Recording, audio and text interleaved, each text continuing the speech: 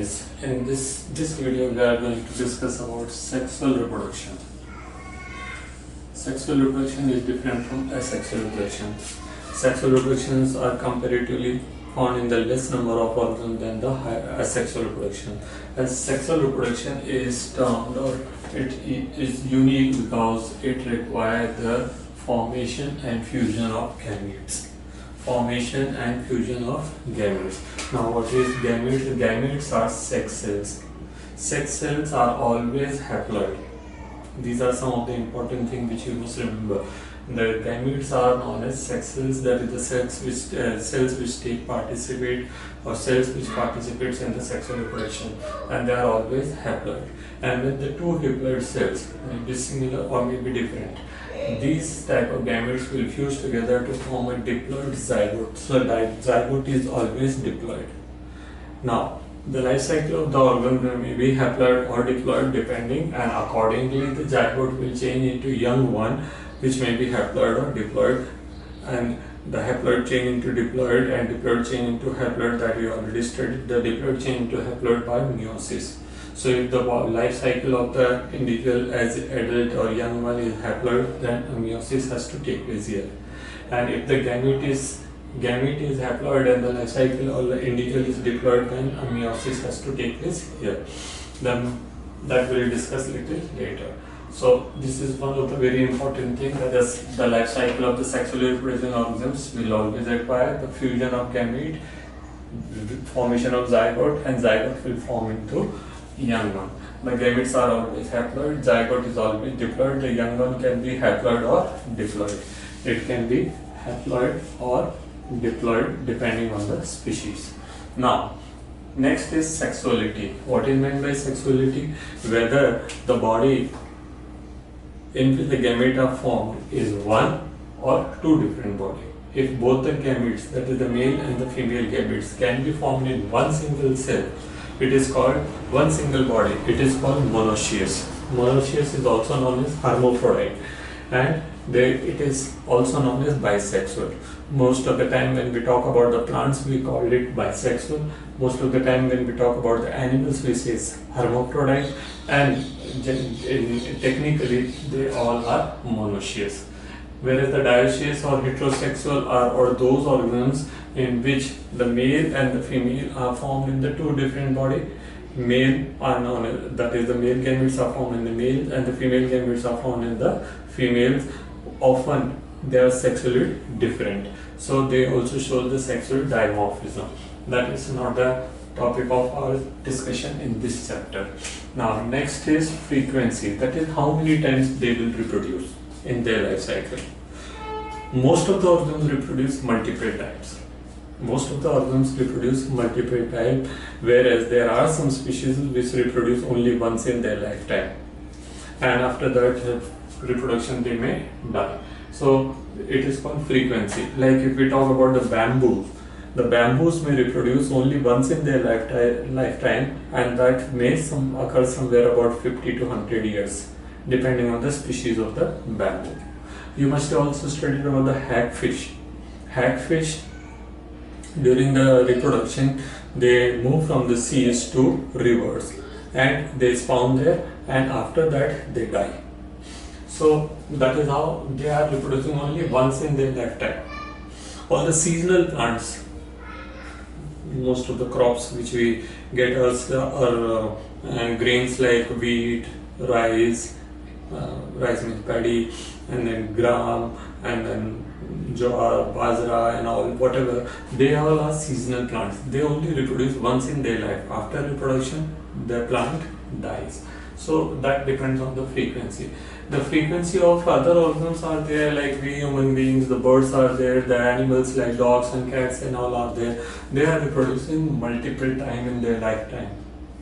Now, those which are having multiple type of capability of reproduction, they again depend on two types, that is the seasonal or continuous breeder. We human beings are continuous breeder, that is, we do not have any particular season to breed. We can breed any time in a year. Similarly, the rats which are found in human captivity or in with us, they can breed throughout the year. There are the birds that especially not all the birds, this hens, fowl are made artificially to breed throughout year. So this depends. The organisms which are breeding throughout year, they are called continuous breeder, and those which are breeding in a particular season, they are called seasonal breeder. Most of the plants, you know, if you feel like to eat mangoes, you will have to wait till summers. If you want to eat peas, you have to wait till winters. That is, they breed only in the winter, where the mango breeds only in the summer. So they are the seasonal. Same is with the animals. So these are the common discussion about this thing. There is a plant called Strobilus confiana.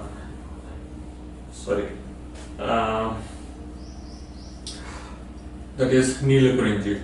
Strobilus confiana is a plant which breeds once in 12 years. And this plant is seen in the South India, that is in the hills of the Munnar and Ooty and in those places, and this was last time seen breeding recently, that is in the September-October 2018, and before that it used to be found breeding in the month of September-October 2006, and when they breed, the entire hill changed into blue color, and this was a very attractive feature which has given a lot of earning to these states, because the scientists from all over the world has come here to study this feature. So these are breeding in a particular period, that is after every 12 years. So the 12 years was last time seen 2018 September October, and before that it was seen in 2006. Again now next 12 years, so you will see it breeding or it flowering only in 2030. Okay. Now phases of the life of sexually reproducing organisms. The sexually reproducing organism has 3 phases of their life that you must have all seen around you. There is a phase called pre-reproductive phase, which is also known as juvenile phase or vegetative phase. Pre-reproductive is that phase in which the sexually reproducing organism is just passing through their growth stage. It is not able to achieve the sexual reproduction capabilities. Now, for the animals, we generally call them as a juvenile phase. For the plants, we generally call them as vegetative phase. So you might have seen all the seasonal plants, they grow for about 2 to 2.5 months physically, and that is vegetative growth, and after that they flowers and then they fertilize and they give rise all the type of grains and all. Whereas other plants are also there, like it is often said that the mango tree breeds only after 12 years. So first 12 years is the vegetative phase. For the human being, the juvenile phase is somewhere about 13 to 15 years. Before 14 and 15 years, then no human being is able to achieve the sexual maturity, so they cannot reproduce, and this particular phase is called juvenile phase. However, Government of India has made it 18 years for male, that's female, and 21 years for males. But this is not the physically juvenile phase. This is the by law. Otherwise, human being can attain the reproductive capability somewhere about 13 to 14 years. However, then the body is not fully matured, so it will lead to some type of problems. And otherwise, also country like India, where the population is one of the biggest problems, we cannot allow them to breed at such early age. Otherwise, they will keep on breeding and their population will go at a very high level. So this is another aspect. So we have already discussed pre-reproductive phase. Pre-reproductive phase is there in which the physical development takes place. If suppose it's a plant, then the plant grows, it develops new branches, new leaves, new flower, new buds and all. Whereas if it is an animal, then its body physical growth takes place. So this is called a pre-reproductive phase. Then comes the reproductive phase. The onset of reproductive phase is associated with some type of changes. If it is human being, we see that is the mustaches are developed, the beard is developed.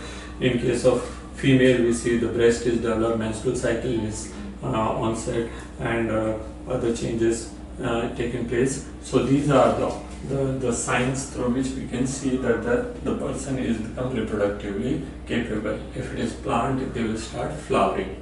So the flowering is unique feature which make us reveal that they are attain the sexual maturity. Now, this is a phase which we have to discuss very importantly in this chapter.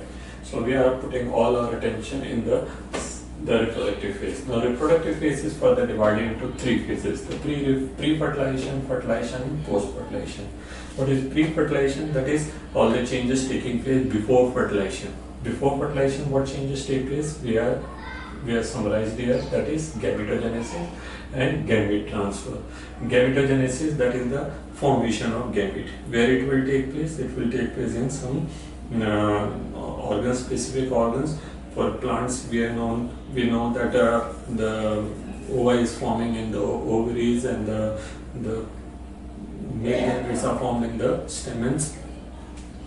Whereas in human beings, suppose the male gametes are formed in the ovaries, in the testes, and the female gametes are formed in the ovaries. So these are the places where the gametogenesis take place. Now, again, two important things we have to discuss here are, that is, whether the gametes are looking different or the gametes are looking identical. If both the gametes look identical, as in many of the algae, where you cannot differentiate which is male gamete and which is female gamete, because physically, appearance wise, they are same and both are motile, then we have to call them as isogamete. Isogametes are those gametes in which differentiation of the male and the female gamete is not possible. Both male and female gametes are identical in size, as well as both of them are motile. Example, algae. Whereas anisogametes is the condition in which the male gametes are generally motile and small in size, and the female gametes are generally large because they store certain amount of food which is required for the development of zygote into an embryo. So the female gamete will be big and the male gamete will be small. Female gamete will be non-motile, immotile, where the male gamete will be motile. Male gamete will have a flagella-like structure, whereas the female gamete will not have any flagella-like structure. And the female gamete remains in either attached to the mother's body, or it may be freely swimming in the water, and the male gamete has to reach up to the female gametes. So that is how two different type of gametes are there, that is isogamete and anisogamete. Now comes the type of cell division involved. Very important. We know that the life of the body of any species, either it is haploid or diploid. If body is haploid, they will produce gamete by haploid body will produce haploid gamete. As we already stated, the gametes are always haploid. The haploid body will form haploid gamete by mitosis. But if the body is diploid, diploid gametes will form diploid body will form haploid gamete by a special type of division called meiosis. The cells which are undergoing meiotic division are called meiotic cells. So that is very important. Now next is gamete transfer. Gametes are formed maybe on the same body in the monoecious, or maybe in the different body in dioecious. If they are formed in the different bodies, then they have to meet together. Now where the meeting take place, it may be outside or it may be inside. So in both the cases, the male gamete has to reach till the female gamete. That is called gamete transfer. So gamete transfer is another very important aspect in sexually reproducing organism, that has to be performed by passive means or by active means. Passive means, in most of the aquatic organisms, they are freely left into the water and they are freely moving with the pace of the water, with the flow of water, or with the movement of the water. But in the active movement, they have to have some flagella-like body which allow them to swim and reach up to the male gamete. So this is how the gamete transfer, gametogenesis and gamete transfer are the two parts of pre-fertilization. And we also studied about the other features of gametes. The next is fertilization. Fertilization is one of the most important steps which ensures sexual reproduction. Gametes may form, may not form, but if once the gamete is formed, unless they come together, they will not form zygote. So, fertilization is the event of fusion of gametes. It is also known as syngamy, S-Y-N-G-A-M-Y. Syngametes, together, gamete, that is the coming together of the male and female gamete, that is the fusion or fertilization of the male and female gamete. Now, where this will take place? In most of the lower organisms which are living in water, the fertilization is external.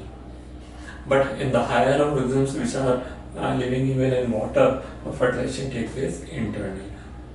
So, aquatic organism, mostly the fertilization is external. May it be porifera, coelenterata, platyhelminthes. Platyhelminthes is of course not living in water, so it is solid. And then arthropods, that is which one? That is crustaceans, then mollusks, the echinodermates and other protochordates, and then the chordates like fish. They all having external fertilization. In fish, chondrichthyes, that is the cartilaginous fish are there, which shows internal fertilization. Even amphibian shows external fertilization. That is why they are called amphibian, because they are living on land, but for reproduction they move back to the water. So in water they come and they leave their gamete and come back onto the land. So this is how the external and internal fertilization. Now the internal fertilization is an event where the male gamete discharge their gametes into the female body. So that is known as copulation or the mating, and that ensures the chances of fertilization increases. Now in external fertilization, since the large number of male gametes and the female gametes both are left into the water, now gametes, since they are blind, they cannot see, so the chances of fertilization is very less. Secondly, the gametes are left in water, the water's temperature, the chemical conditions, the various type of predators, etc., that reduces the chance of death, increases the chance of death and decreases the chance of fertilization. And that is how the requirement of the male and female gamete is very high in case of external fertilization. But when the fertilization is taking place inside the body, the requirement of the female gametes are largely suppressed, because female gametes are, since they are living in the body, only the male gamete has to come. So large number of male gametes are discharged into the female body, and then they perform the function of fertilization, and that is why internal fertilization is far better than the external fertilization. If I summarize the difference, I can say external fertilization takes place outside the body, internal fertilization inside the body. External fertilization requires large number of gametes, internal fertilization requires at least few number of female gametes. External fertilization, the threat of the various type of physical, chemical and biological factors are there, whereas internal fertilization, no such threat is there. The chances of fertilization is less in external fertilization, where the chances of fertilization is more in internal fertilization. So this is what about the fertilization. Now the post-fertilization. Now again, once the fertilization takes place, a zygote is formed, the zygote is diploid. Now further development, where is taking place? The further development will take place in the form of egg or in the form of a body. Further development, if take place in the egg, the body can be aquatic or body can be terrestrial. If body is aquatic, the complete development does not take place in the egg. Rather, a very small, in the form of larva or tadpole or any other type of condition, the body come out, and then further development is carrying out by its own. Whereas the animals which are living on land, terrestrial animals, in which the egg is large enough, which stores quite a good amount of food in it, and the complete development take place in the body, and for that they have got enough of stored food, and that's how the chances of fertilization and chances of development of the embryo is more in case of oviparous with calcareous egg. So these are calcareous egg. So calcareous eggs increases the possibility or chances of the fertilization and development of embryo. And those organisms in which the fertilization taking place internally and they are developed into a whole new individual inside the body, they are called viviparous. Now again, viviparous can be of two types. The one which is with the estrous cycle and one which is with the menstrual cycle. The menstrual cycle is the one in which the internal layer of the uterus is every cycle it has been removed with in the form of bleeding, whereas in estrous cycle no such removal of the layer is there, so they do not show the bleeding phase or menstrual phase, whereas the viviparous organisms which are undergoing menstrual cycle, they shows the menstrual phase.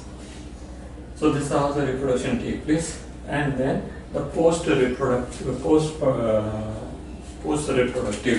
that is aging.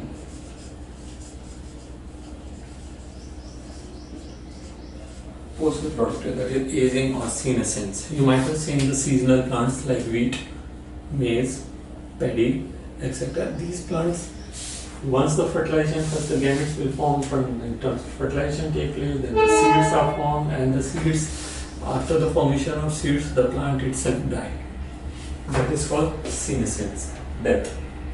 Whereas those which are multiplying or reproducing number of times, in which the post-reproductive is not leading directly to the death, but that will, after a certain number of years, they will lose their capability of reproduction, or it will lead to the aging. So for human being, we say the human female, they reach to the post-reproductive phase somewhere about 45 to 50 years.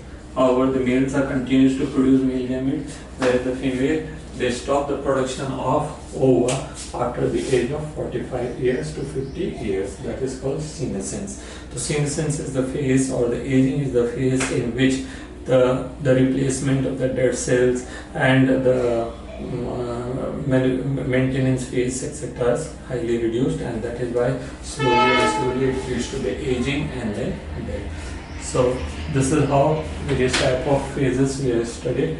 The internal fertilization, as we studied, that is, it may be viviparous, and when it is viviparous, the internal fertilization will lead to the development of young one inside the body, and inside the body there is a placenta, so it is much better than the oviparous. Oviparous, the eggs are left outside, they are exposed to the various type of physical, chemical and biological threats, whereas fertilization and the development when take place inside the body, there is no such threat, because they are well protected into the body of female, where they are getting nourishment, proper temperature, no predators are there, no other type of harming is there, no germs are there, no the same. So, and all these will lead to the safe growth and development of young one. So this is how